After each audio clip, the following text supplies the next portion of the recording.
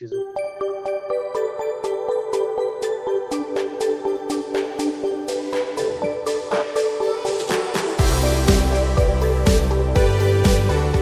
Animated Horizon के नए podcast episode में आप सभी का स्वागत है। मेरा नाम है रॉबिन त्यागी। आज मैं एक नए गेस्ट के साथ एक नए एपिसोड को लेकर आपके सामने आया हूँ। कुछ किरदार ऐसे होते हैं कि जिनको निभाने के बाद वो किरदार लंबे समय तक हमारी जुबान पर, हमारे ज़हन पर ऐसे राज करते हैं कि हम उनके किरदारों के आवाज़ सुनकर ही उनको बता देते हैं कि हाँ, ये वो एक्टर हैं जो उस मूवी में थे। कुछ एक्टर ऐसे होते हैं कि जो अपने किरदार को इस तरीके से निभा देते हैं कि जैसे कि हमने सोचा भी नहीं होगा कि अगर वो नेगेटिव किरदार है तो वो लोग उनसे इतने अच्छी तरीके से बखूबी से निभाते हैं कि उनसे नफरत करने लग जाते हैं। तो ऐसे ही टैलेंटेड और लीजेंडरी एक्टर हमारे साथ है कुमुद मिश्रा सर। सर, आपका बहुत बहुत स्वागत है। बहुत बहुत धन्यवाद। Thank you so much.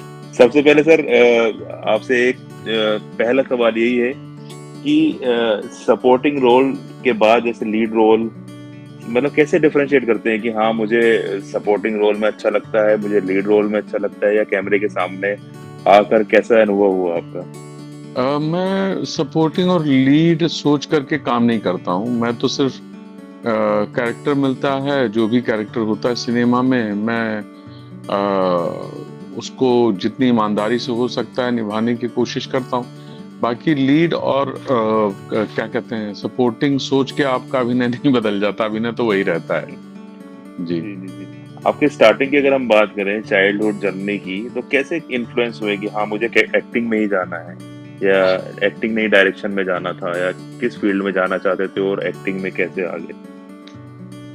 आ, पता नहीं, मतलब ये तो जब आप फील्ड में घुस जाते हैं तब आप इसके बारे में, जब आपसे सवाल पूछे जाते हैं तो आप इसके बारे में सोचते हैं और इसके बारे में एनालाइज करने की कोशिश करते हैं। लेकिन जब आप कर रहे होते हैं तो प्रोबेबली इतना इतना जिसको कहते हैं कि इतना ऑर्गेनिक तरीके से होता है कि आपको पता नहीं चलता। तो अगर पूछा जाता है तो फिर आप कोशिश करते हैं कि आपके इन्फ्लुएंसेस कहाँ रहे होंगे। तो पिताजी जाहिर है, डैड एक इन्फ्लुएंस थे, उसके बाद ग्रैंडफादर दूसरे इन्फ्लुएंस थे, और उसके बाद ड्रामा मिलिट्री स्कूल में मैं जब गया था तो वहाँ पे जो जिस तरह का हमारे यहाँ एक्टिविटीज थी स्कूल में, कल्चरल एक्टिविटीज थी, उनका बहुत जबरदस्त असर हुआ था। सिनेमा बहुत देर में देखा, और सिनेमा जब भी स्कूल में दिखाया जाता था तो प्रॉब्ली शायद उसका भी असर रहा होगा। लेकिन सिनेमा का असर थिएटर में मुझे नहीं पता, क्योंकि क्योंकि मैं तो थिएटर करना चाहता था और स्कूल के दिनों से थिएटर करने में मेरी दिलचस्पी थी। अब ये मिस्ट्री मैं आज तक नहीं खोज पाया हूँ कि थिएटर में क्यों दिलचस्पी थी जबकि आपकी सिनेमा में भी दिलचस्पी हो सकती थी उस समय। सर, सरदारी बेगम की अगर हम बात करते हैं, जहाँ से स्टार्ट हुआ सारी चीजें करिए, तो उसमें लेजेंडरी एक एक्टर अमरीश पुरी साहब थे। तो कभी ऐसा महसूस नहीं हुआ कि हाँ, उनके उनके साथ मुझे काम करना है, या कुछ डर का या थोड़ा नर्वसनेस रही हो?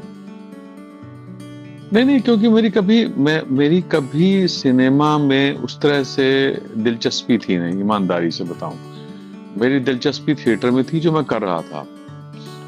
तो मेरी कभी ऐसी महत्वाकांक्षा नहीं रही कि मुझे इनके साथ काम करना है, इनके साथ फ्रेम शेयर करना है। ऐसा मुझे कभी, मतलब कॉन्शियसली तो मुझे नहीं पता, सबकॉन्शियसली कुछ रहा हो तो मुझे पता नहीं। लेकिन ऐसा रहा नहीं। तो जब मैं अभिनय करने गया, या जब मैंने शुरुआत की अभिनय की, तो वो मेरे ख्याल से जो जो मन में जो डर था, जो थोड़ा बहुत भय था, और जो वो अभी भी है, वो काम को लेकर के जरूर रहा है। काम न बिगड़ जाए, कहीं हो न पाया तो, कहीं जो जो डायरेक्टर एक्सपेक्ट कर रहे हैं मुझसे वो मैं नहीं कर पाया तो मुझे कभी भी को एक्टर से भय नहीं हुआ, और न मुझे लगा, मैंने कभी सोचा कि किसी को एक्टर को मुझसे भय होना चाहिए इतना साल काम करने का। मुझे लगता है वो बहुत ही अजीब सी चीज होती है कि आप किसी के औ में रहते हैं और काम करते हैं। आप, जाहिर है, आप के बहुत से पसंदीदा अभिनेता होते हैं जिनको आप देख के बड़े हुए हैं, और वो आपके लिए इंस्पिरेशन होते हैं, प्रेरणा होते हैं। वो एक अलग चीज होती है। और मेरे बहुत सारे ढेरों अभिनेता हैं, जिनमें अमरीश पुरी साहब भी एक हैं, जो जिनका काम अभिभूत करता है आपको। तो वो एक अलग चीज है, लेकिन लेकिन आप काम करते समय उनसे डरें, वो नहीं होता। वो तो वो मुझे अजीब सी चीज लगती है। एक्सपीरियंस कैसा रहा सर अमरीश पुरी साहब के साथ कि हाँ नहीं, कैसा रहा? उनके साथ कुछ था नहीं, कोई बहुत बड़ा काम था नहीं, मेरे जी ख्याल जी से सरदारी बेगम जी में। जी जी जो मेरा ज्यादा काम था वो राजेश्वरी जी के साथ था। मेरे ख्याल से, हाँ, मुझे याद नहीं कि हमारा कोई बहुत बहुत ज्यादा सीन्स थे। तो जी जी, और छोटी सी भूमिका थी, कोई बहुत बड़ी भूमिका भी नहीं थी जिसको लेकर के कि आप इतना परेशान हो। मेरे लिए सबसे बड़ा इम्पोर्टेंट था कि मैं श्याम जी के साथ काम कर रहा था। वो मेरे लिए बहुत इम्पोर्टेंट चीज थी। एक सीधा सा सवाल सर, क्या कुमुद मिश्रा सर कैमरे से डरते हैं? एक किस्सा है कि हाँ आपको लगा कि हाँ मैं कैमरे से डर गया या हट जाऊं यहाँ से, कि होगा या नहीं होगा मुझसे? हाँ, वो होता रहा है, वो मतलब अलग अलग समय पे अलग अलग चीजों पे होता रहा है। वो स्टेज पे भी होता है, कई बार लगता है कि मतलब मंच पे तो हमेशा ही जाने से पहले एक तरह का भय होता है, एक तरह का की नर्वसनेस होती, आज भी होती है। और वो जब भी आप कोई नया प्रोजेक्ट शुरू करते हैं, नया काम शुरू करते हैं, तो उसका एक डर, पहला दिन तो बहुत मुश्किल होता है, क्योंकि नई टीम होती है, नए अभिनेता होते हैं। आपको हमेशा लगता है कि लोग जज करेंगे, आप नहीं कर पाए तो ठीक। तो वो तो हमेशा होता है। वो कैमरे का भय नहीं होता है, काम का भय होता है, असफल होने का डर होता है कि अच्छा नहीं कर पाए तो।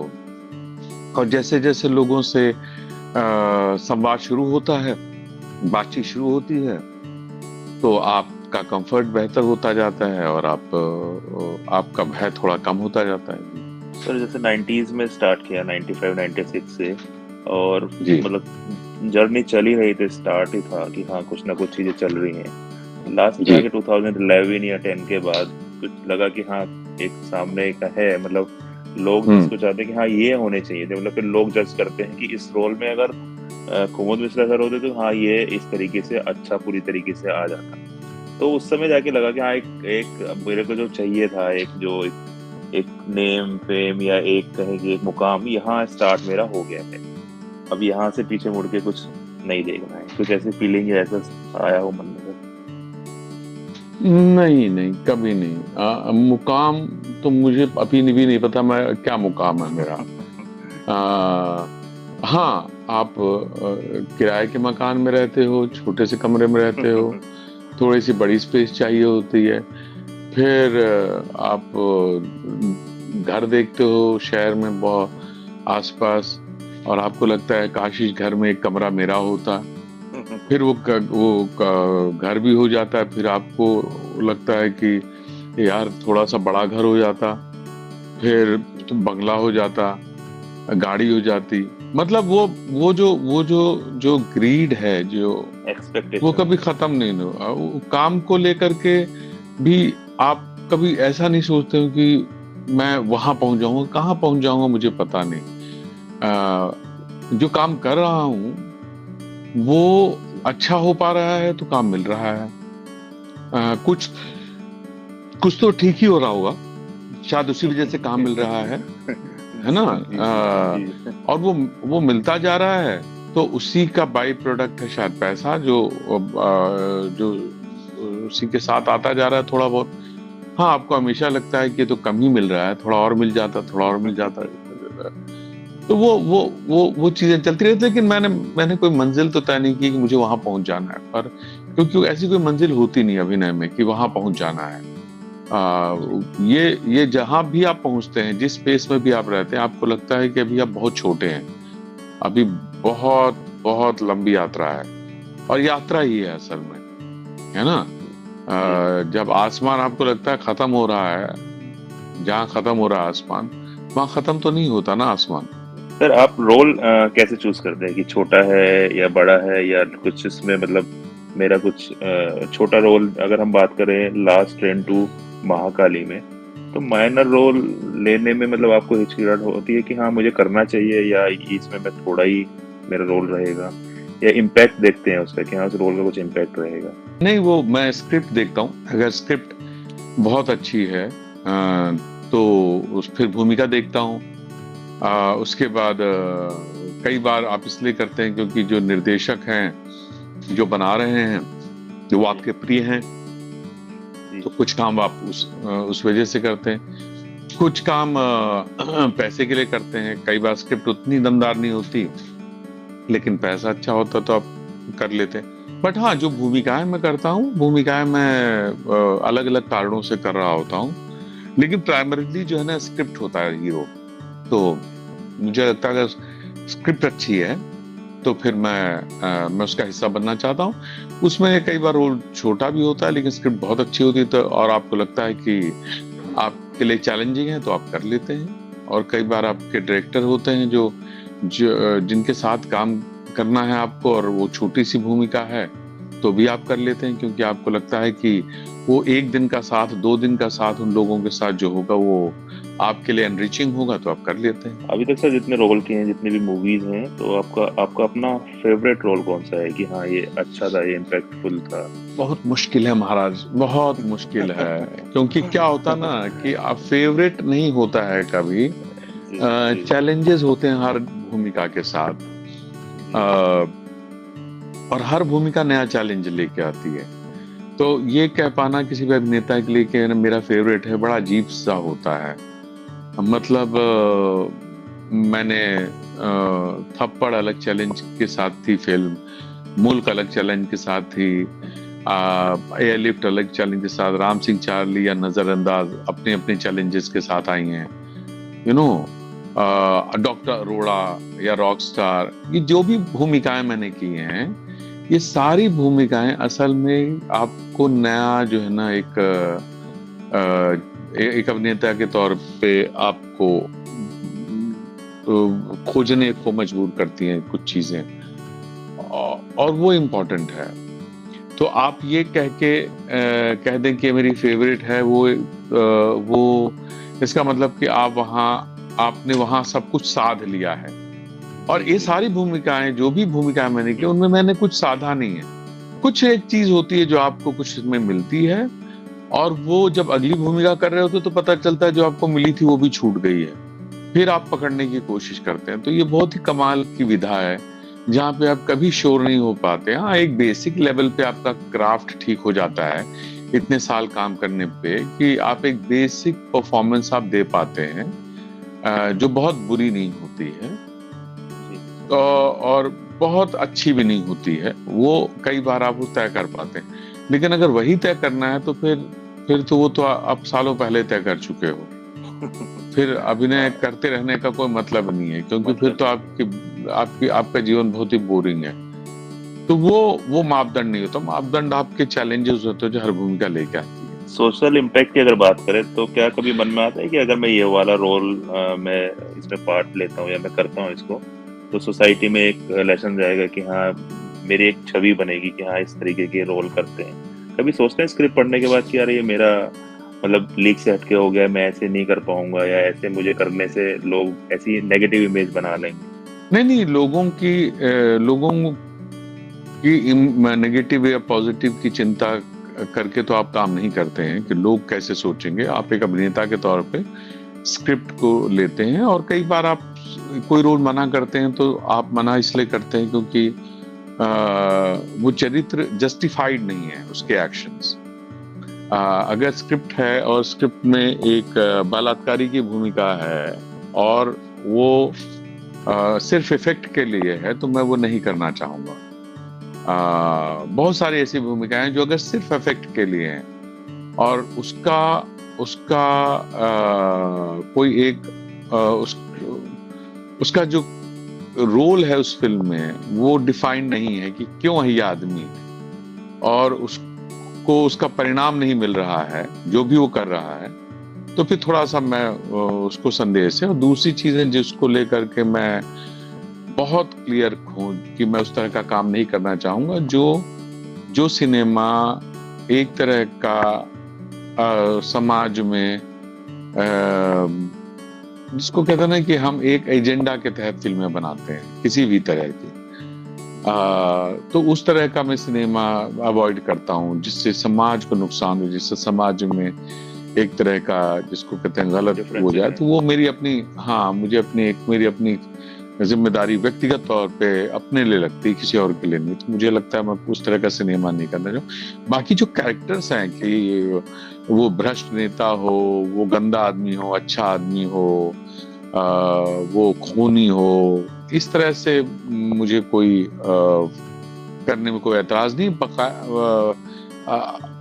अगर उसको सिर्फ इफेक्ट के लिए नहीं यूज किया गया है तो जी। तो आपके पास ऑफर आए हैं सर इस तरीके के, आपने मना किया हो रिसेंट में कुछ? जी जी, आए हैं, मैंने मना भी किए हैं जी। सोशल रिस्पॉन्सिबिलिटी की बात करते हैं सिनेमा की, जैसे आपने अभी बताया कि जो डिफरेंसेस पैदा करें या एक एजेंडे के तहत, तो सिनेमा की क्या सोशल रिस्पॉन्सिबिलिटी होनी चाहिए आपके हिसाब से? सिनेमा की मतलब सिनेमा प्राइमरली तो एंटरटेनमेंट है भाई, बिजनेस है, एंटरटेनमेंट है। लेकिन आपकी सोशल रिस्पॉन्सिबिलिटी ये जरूर बनती है कि जब आप देख रहे हैं कि समाज में एक तरह का माहौल अगर कुछ गलत हो रहा है और आप उसमें आग में घी डालने का काम कर रहे हैं, वो ना करे सिनेमा। मुझे लगता है कि कोई भी क्रिएटिव आदमी जो फिल्म बनाता है वो कहानी कहना चाहता है। अगर आपके पास जेन्युइनली आपके पास एक कहानी है कहने के लिए और आप अपनी बात कहना चाहते हैं तो कहिए। लेकिन अगर आप आपके पास कहानी नहीं है और आप किसी एजेंडा के तहत कहते हैं तो वो थोड़ा सा अजीब सा होता है। But anyway, it is something which is personal choice. मुझे लगता है हर आदमी को अपने तरह की कहानी कहने का हक है और जैसे भी वो कहना चाहता है, जिस भी तरीके से कहना चाहता है, वो उसको कहनी चाहिए। वो उसकी सेंसिबिलिटी है। मुझे नहीं लगता कि उस पर किसी व्यक्ति को रोकने का या बंधन डालने का अधिकार है। अगर वो बहुत नुकसान फैला रहा है समाज में तो हमारा कानून है, वो अपना काम करना चाहिए, उसे अपना काम करना चाहिए। व्यक्तिगत रूप से मैं कोशिश करता हूं कि मैं उस तरह के सिनेमा का हिस्सा ना बनूं। बाकी या काम तो कर ही रहा हूं। ये सवाल सर मैंने इसलिए पूछा क्योंकि स्कूल्स के बाद सिनेमा ही है जो सबसे ज्यादा इन्फ्लुएंस करता है सोसाइटी को। या अगर बच्चों की हम बात करते हैं, स्टार्टिंग से बोलते हैं कि अगर कुछ सिखाना है तो स्कूलों में सिखाइए, तो वो सोसाइटी पे उसका इम्पैक्ट होगा। उसके बाद सब पर इम्पैक्ट वो सिनेमा का आता है। तो ये नहीं, हम प्रमोशन जो सिनेमा को बहुत सीरियसली ले रहे हैं। सिनेमा का कोई ऐसा इम्पैक्ट नहीं होता है समाज पे, इतना कोई बच्चों पे असर नहीं करता सिनेमा। बच्चों पे सबसे ज्यादा असर बच्चों के माँ बाप करते हैं, उनका परिवार करता है, उसके दोस्त करते हैं, उनका स्कूल करता है। जो समाज है वो करता है। सिनेमा बहुत मिनिस्क्यूल है। सिनेमा प्राइमरली एंटरटेन करता है ना। वो आपको एक तरह के रूमानियत देता है, आपको एक तरह का एस्केपिज्म देता है अपनी रोजमर्रा की समस्याओं से। और आपको कई बार वो चीजें दिखाता है जो आपके कॉन्शियस में नहीं होती है, लेकिन आप उसको इग्नोर कर देते हैं। तो कुछ एक सिनेमा जैसे अभी जोरम बना है, जो मनोज वाजपेयी की जो फिल्म है, इस तरह का सिनेमा है। मसान जैसा सिनेमा है जो बनता है, या राम सिंह चार्ली है। बहुत सारा ऐसा सिनेमा है जो बनता है, जो बहुत सारी बातें कहता है। और वो कुछ एक ऐसी चीजें आपके जहन में, सबकॉन्शियस में डालता है कि ये भी घट रहा है, आप ही इसी समाज का हिस्सा हो, ये आपकी ही कहानी है, पैरेलल दुनिया चल ही रही है। लेकिन उनसे अगर सिनेमा से समाज को उस तरह से इन्फ्लुएंस होना होता तो समाज तो बहुत पहले अद्भुत हो चुका होता, क्योंकि अद्भुत सिनेमा बना है ना। लेकिन जोरम देखने कितने लोग जा रहे हैं? आप देखिए, इतनी अच्छी फिल्म बनी है, लेकिन कितने लोग देखने जाते हैं? तो वो रेशियो हम हमारा इस समाज के तौर पे हमारा चुनाव है कि हम एंटरटेनमेंट देखने जाते हैं बहुत प्राइमरली, और हम वो सेलिब्रेट करते हैं, which is nice, which is good. और वो सिनेमा के बिजनेस के लिए भी अच्छा है, ऑडियंस को भी मजा आ रहा है, दैट्स फाइन। बट अगर हम ये कहें कि सिनेमा से बच्चों पे असर पड़ रहा है, तो तो वो तो बड़ी बेवकूफी भरी बात है, क्योंकि बच्चों पे तो सबसे ज्यादा असर उनके माँ बाप जो घर में बातें करते हैं। अब माँ बाप जिस तरह से अपने हाउस हेल्प को ट्रीट करते हैं, अपने घर में काम करने वालों को ट्रीट करते हैं, माँ बाप जिस तरह से उनके दोस्तों को, बच्चे के दोस्तों को ट्रीट करते हैं, माँ बाप जिस तरह से अपने रिश्तेदारों के साथ बिहेव करते हैं, उसका असर बच्चे पे ज्यादा होता है। तो जो सारे माँ बाप के बच्चे जब जब एक स्कूल में जाते हैं, तो वो सारे इन्फ्लुएंसेस लेके स्कूल में जाते हैं। फिर वहाँ के टीचर्स हैं, वो भी माँ बाप हैं, वो जो उनको शिक्षा दे रहे हैं उसका असर होता है। तो बेसिकली बच्चों के ऊपर, जैसे मेरे ऊपर जो सबसे जबरदस्त इन्फ्लुएंस हुआ है वो मेरे टीचर्स का, मेरे दोस्तों का हुआ है और मेरे परिवार का हुआ है। और उसमें से भी मैं सबसे ज्यादा अपने टीचर्स को और दोस्तों को बहुत इम्पोर्टेंस देता हूँ, क्योंकि मैं बोर्डिंग में पढ़ा हूँ, बोर्डिंग स्कूल में पढ़ा हूँ, तो वो बहुत बड़ा इन्फ्लुएंस रहा है। देखिए, in general I don't think so cinema को इतना क्रेडिट देना चाहिए कि वो बच्चों का भविष्य तय कर रहा है। अभी रिसेंट में सर एक मूवी आई है जिसमें बहुत ज्यादा वायलेंस और ये सब चीजें मतलब दिखाई है, तो उसको लेकर भी हमारी सोसाइटी में कहें या कुछ क्रिटिक्स बोलने की इस तरीके की वायलेंस इस लेवल पर नहीं दिखाना चाहिए था। तो आपका मतलब उस पर क्या, मतलब आप क्या सोचते हैं?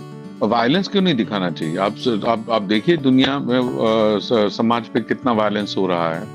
वायलेंस से किसको तकलीफ है? अगर तकलीफ होती तो दुनिया में वायलेंस कब के खत्म हो गई होती। आप गजा में देखिए, इजराइल क्या कर रहा है या वहां क्या हो रहा है ना? तो वायलेंस तो हम मूलतः तो हमारी प्रवृत्ति तो हिंसा की है। हमने उसको सप्रेस किया हुआ है एजुकेशन और अपने विजडम से जो हमने सीखा हुआ है। पॉलिटिक्स गलत हो सकती है फिल्म उसकी चॉइस गलत हो सकती है, पर कौन देखने जा रहा है? लोग ही देखने जा रहे हैं ना। मतलब अगर वो फिल्म 800 करोड़ कर रही है, लोग जा रहे हैं, लोग उसको एंजॉय कर रहे हैं। चॉइस किसकी है? समाज की चॉइस है ना वो फिल्म देखना। तो हम फिल्म मेकर को क्यों गाली दे रहे हैं? फिल्म मेकर अपनी बात कहना बंद कर दे। वो कैसे जैसे सोचता है वैसे सोचना बंद कर दे, तो क्या करेगा? अगर वो मान लीजिए वो एक तरह से सोचता है और एक तरह का सिनेमा बनाता है, वो बनाना बंद कर दे क्योंकि लोगों को बुरा लगेगा एक ही चीज, और लोग देखने जाएंगे, है ना? तो 100 लोग देखने जाएंगे, 3 लोग रिएक्ट करेंगे, जाहिर है उनको तकलीफ होगी, जेन्युइनली तकलीफ होगी तो रिएक्ट करेंगे, बाकी लोग सेलिब्रेट करेंगे उस चीज को। और फिर हम सिनेमा वाले को आई डोंट, मतलब मुझे इसमें कुछ, मुझे लगता है हर आदमी को हक है अपने तरह का काम करने का, अपने तरह का सिनेमा बनाने का। और जैसे मुझे हक है कि मैं उस सिनेमा का हिस्सा बनना चाहता हूँ, एक दर्शक के तौर पे या एक अभिनेता के तौर पे, तो वो मेरी चॉइस है, वो मैं डिसाइड करूंगा अपने लिए। वो हर व्यक्ति जो मैच्योर आदमी है वो डिसाइड करेगा अपने लिए। तो मतलब वो रेशियो आप देख लीजिएगा, एक कॉमर्शियल फिल्म जो हिट होती है उसका रेशियो और एक उसी के साथ एक छोटी फिल्म जब रिलीज होती है वो हिट होती है, तो उसका रेशियो आपको खुद ही पता चल जाएगा। लेकिन अगेन इसमें कुछ सही गलत नहीं है। मुझे लगता है फिल्म बनी है, लोग देखने जा रहे हैं, लोग एंजॉय कर रहे हैं।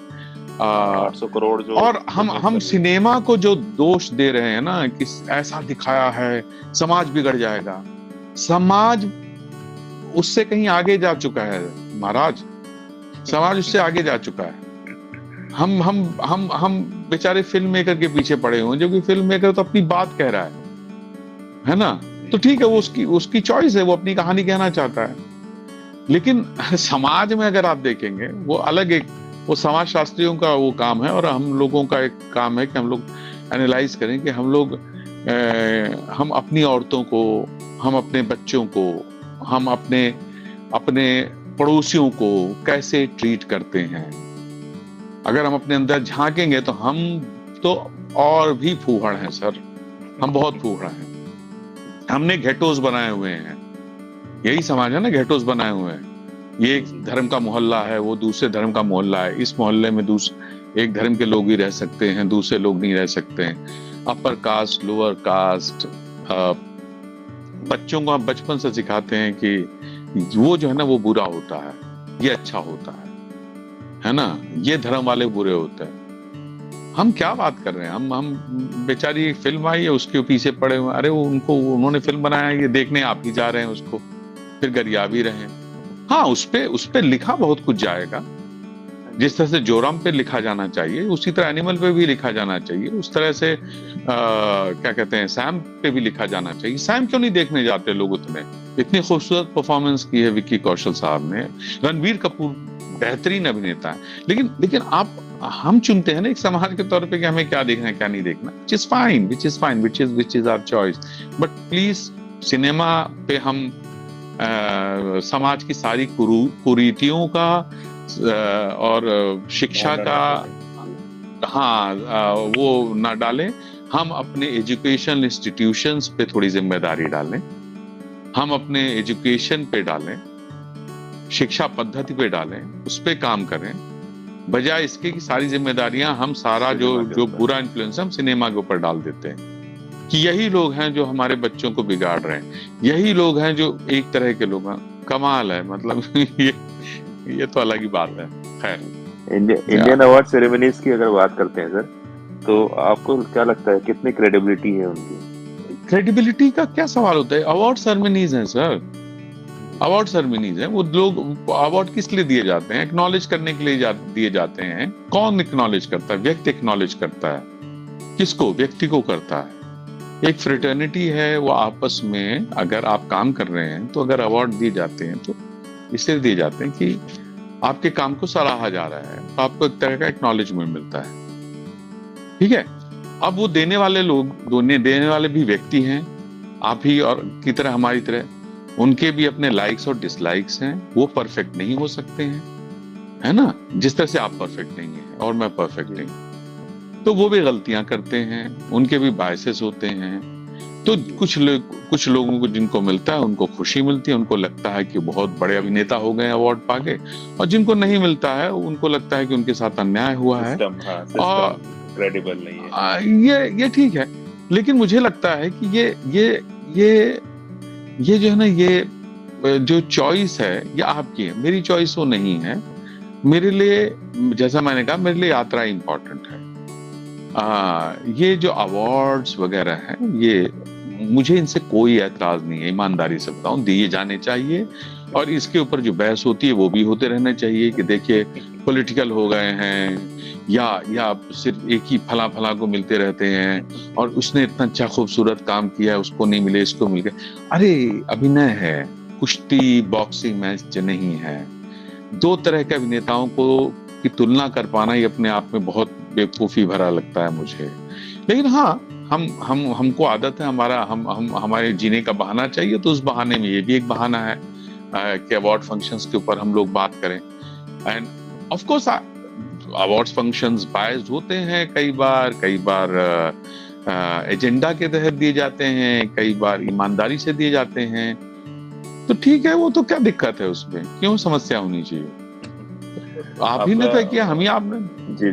What are your thoughts on OTT के बारे में, मतलब आपका क्या, जिस तरीके से सिनेमा बहुत तेजी से चेंज हुआ, अगर हम कोविड के बाद की बात करते हैं, लॉकडाउन के बाद की बात करते हैं, तो ओटीटी को मतलब लोग प्रेफरेंस आज के टाइम में ज्यादा दे रहे हैं अगर रेदर देन स्क्रीन तक जाने में।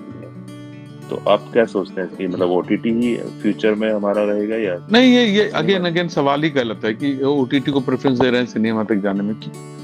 भैया पिछली आप 6 महीने में देख लीजिए फिल्में, देख लीजिए कितनी फिल्में हैं जो 500 से ऊपर गई हैं। आजकल तो हम फिल्मों के ऊपर बात नहीं करते ना, हम ये नहीं बात करते हैं कि फिल्म कितनी अच्छी है या कितनी बुरी है। हम बात क्या करते हैं, हम बात करते हैं कितने 100 करोड़ कमाया है, और ये आम आदमी बात करता है। ये फिल्म प्रोड्यूसर बात नहीं कर रहा है बेचारे जिसने पैसा लगाया, अरे 500 कमा लिया, 200 पे डूब गई, जो भी है। आम ऑडियंस से अगर बात करो, क्या यार 500 कमा लिया, 600 कमा लिया, तो फिल्मों का क्रेडिबिलिटी जो है ना एक आर्ट फॉर्म के रूप में, वो तो चर्चा का विषय रही नहीं है, सिर्फ पैसा मुद्दा रहा है, तो लोग पैसों पे बात करते हैं। तो आप जब कह रहे हैं कि लोग ओटीटी की वजह से नहीं जा रहे हैं सिनेमा घर में, ये तो अपने आप में ही गलत है, क्योंकि लोग मतलब भर के जा रहे हैं। जी, ओटीटी भी आ गया है उनके हाथ में, सिनेमा में भी मतलब डिफरेंस लोगों ने हाँ, तो सोचा कि कहाँ क्या से हो सकता है। सिनेमा कहाँ नहीं जा रहे हैं, सारी फिल्में हिट हुई है पिछले उसमें लगभग, बड़ी फिल्में, पठान हुई है, जवान हुई है, एनिमल हुई है, सैम ने अच्छा बिजनेस किया है, विकी कौशल की इसके पहले जो म्यूजिकल आई थी लक्ष्मण उतेकर साहब की, वो हिट हुई है, क्या नाम है, पुष्पा हुई है, मतलब आप मतलब मैं तो नाम भी भूल जाऊं, मतलब लंबी फहरिस्त। अभी देख लीजिए एनिमल हिट हुई है, और लगातार। तो ये पैसा कहाँ आ रहा है, कहाँ से कहाँ, कौन जा रहा है देखने के लिए, लोग ही जा रहे हैं। तो ओटीटी और इसका देखिए, लॉकडाउन में ओटीटी ने अद्भुत काम किया, बिकॉज बहुत सारे नए टेक्नीशियंस, एक्टर्स, राइटर्स, सब लोगों को जो बैठे हुए थे, जिनके जो काम तलाश रहे थे, उनको बहुत भारी मात्रा में मौके मिले काम करने के, और बहुत से कमाल के अभिनेता ओटीटी की वजह से निकल करके आए। हाँ, वो बहुत बड़ी चीज हुई है। उसके बाद ओटीटी चल रहा है, और वैसे ही चल रहा है जैसे हमारे देश में सिनेमा चलता है, जैसे टेलीविजन चलता है। शुरुआत बहुत अच्छी हुई थी, उसके बाद फिर कुछ एक काम अच्छे आते हैं, बाकी एवरेज होते हैं, बहुत ही खराब होते हैं। तो वो चलता रहता है। लेकिन हाँ, ओटीटी भी एक तरह का फ्रीडम अभी तक तो दे रहा है, जहां पे लोग अपने तरह की कहानियां कह पा रहे हैं, अपने तरह के प्रोग्राम बना पा रहे हैं, जो जिन विषयों पे सिनेमा नहीं बन पाता है इकोनॉमिक्स की वजह से, उन पे ओटीटी पे शोज आ सकते हैं। तो वो एक बहुत खूबसूरत चीज हुई। तो ओटीटी का अपना कंट्रीब्यूशन है, पर वो सिनेमा के बिजनेस को लेके डूब जाएगा ऐसा तो नहीं है। सिनेमा तो अभी भी बन रहा है। छोटे सिनेमा जो है, छोटे बजट की फिल्में, उनके लिए थोड़ी मुश्किल हुई है, लेकिन जब अच्छी फिल्में आएंगी तो वो फिर चलेंगी। तो बड़ी फिल्मों के बीच में खोसला का घोसला भी आती है, और वो कर देती है। फिर बहुत सारी फिल्मों के बीच में सत्या एक समय में आती है, वो तहलका मचा देती है। अर्ध सत्य आती है एक समय में, वो तहलका मचा देती है। तो ये चर्चा करने के लिए अच्छा विषय है, पर मुझे नहीं लगता कि ये किसी तरह की चिंता का विषय है। जी। अगर आप फ्यूचर प्रोजेक्ट की बात करते हैं, अगर इफ यू डोंट माइंड, कि आगे आपका क्या आने वाला है, किस में अभी आपका काम चल रहा है, कि हाँ मेरे अपकमिंग प्रोजेक्ट्स ये हैं। मुझे पता नहीं कि कितनों के बारे में मैं बता सकता हूँ, क्योंकि जब तक उन्होंने नहीं अनाउंस किया है तो मेरे लिए बोलना थोड़ा गलत हो जाएगा। पर कुछ काम आ रहे हैं, कुछ कर रहा हूँ, और या इंतजार करता रहता हूँ कि कुछ बेहतर मिले और बेहतर करूँ। जी, आपका बहुत बहुत धन्यवाद सर हमारे साथ जुड़ने के लिए। Thank you robin, thank you so much, बहुत बहुत शुक्रिया। Thank you so much.